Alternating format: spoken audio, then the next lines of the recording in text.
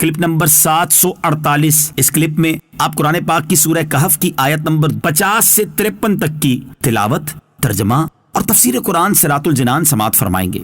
بسم اللہ الرحمن الرحیم۔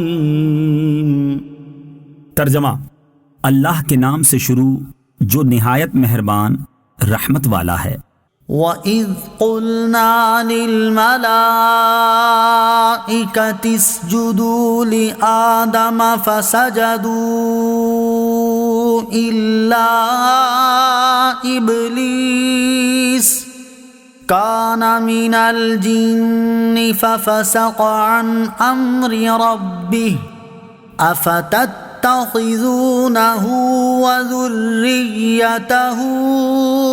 أَوْلِيَاءَ مِن دُونِي وَهُمْ لَكُمْ عَدُوٌّ بِئْسَ لِلظَّالِمِينَ بَدَلًا۔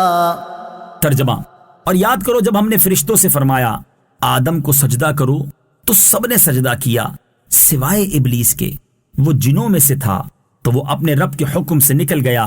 تو اے لوگو، کیا تم اسے اور اس کی اولاد کو میرے سوا دوست بناتے ہو، حالانکہ وہ تمہارے دشمن ہیں؟ ظالموں کے لیے کیا ہی برا بدلہ ہے۔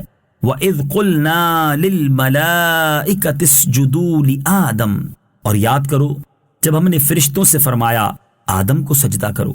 تفسیر صراط الجنان میں ہے، اس پورے رکوع میں اللہ عز و جل نے شیطان کے ابتدائی کردار کا بیان کیا اور لوگوں کو سمجھایا کہ جس طرح وہ اللہ عز و جل کی نافرمانی کر کے مردود ہوا، تم اس طرح نہ کرنا اور اس کی اطاعت و اتباع سے بچنا۔ اب آیت کا خلاصہ ملاحظہ ہو۔ ارشاد فرمایا یاد کرو جب ہم نے فرشتوں سے فرمایا کہ حضرت آدم علیہ السلام کی تعظیم کے طور پر انہیں سجدہ کرو تو سب نے سجدہ کیا سوائے ابلیس کے جو جنوں کے گروہ سے تعلق رکھتا تھا، اور ابلیس نے حکم الہی کے باوجود حضرت آدم علیہ السلام کو سجدہ نہ کیا بلکہ تکبر و حسد کا راستہ اختیار کیا اور اپنے رب عز و جل کے حکم سے نکل گیا۔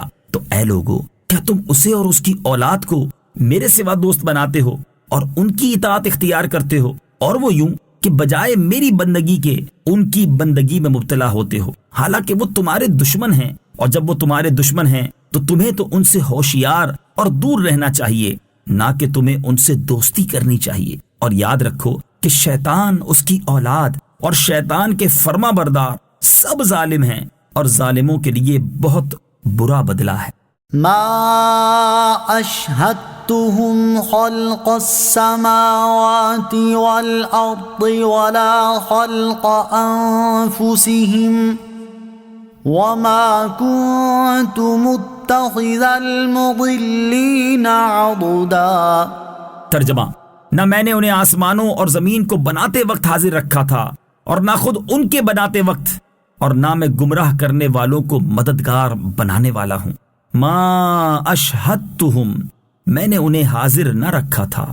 تفسیر صراط الجنان میں ہے، ارشاد فرمایا کہ شیطان، اس کی اولاد نیز جن بتوں یا چیزوں کو مشرکین اللہ عز و جل کا شریک ٹھہراتے ہیں، ان میں سے کسی کو نہ تو اللہ عز و جل نے آسمانوں اور زمین کو بناتے وقت حاضر رکھا تھا اور نہ خود ان کے بناتے وقت حاضر رکھا تھا۔ مراد یہ ہے کہ اشیاء کے پیدا کرنے میں اللہ عز و جل کی ذات متفرد اور یگانہ ہے، نہ اس کا کوئی شریک عمل ہے، نہ کوئی مشیر کار، پھر اس کے سوا اور کسی کی عبادت کس طرح درست ہو سکتی ہے؟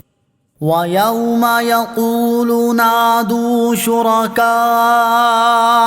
الَّذِينَ زَعَمْتُمْ فَدَعَوْهُمْ فَلَمْ يَسْتَجِيبُوا لَهُمْ وَجَعَلْنَا بَيْنَهُمْ مَوْبِقًا وَرَأَى الْمُجْرِمُونَ النَّارَ فَظَنُّوا أَنَّهُمْ مواقعوها ولم يجدوا عنها مصرفا۔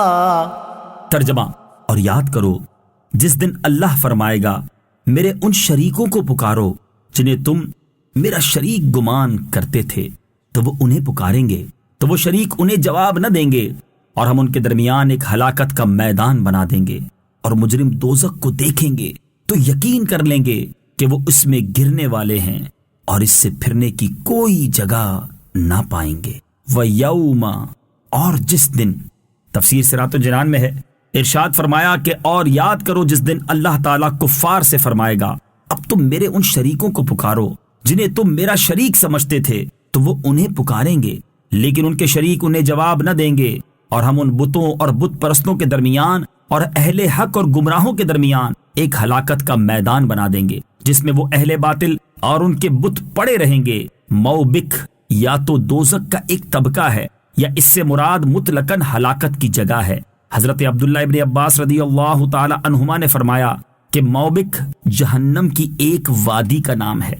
وَرَأَ الْمُجْرِمُونَ النَّارَ اور مجرم دوزخ کو دیکھیں گے، تفسیر صراط الجنان میں ہے یعنی جب مجرموں کو جہنم کی طرف چلایا جائے گا تو وہ جہنم کو دیکھ کر یقین کر لیں گے کہ اب وہ اس میں گرنے والے ہیں اور اس سے پھرنے کی کوئی جگہ نہ پائیں گے، کیونکہ جہنم ہر طرف سے انہیں گھیر لے گی۔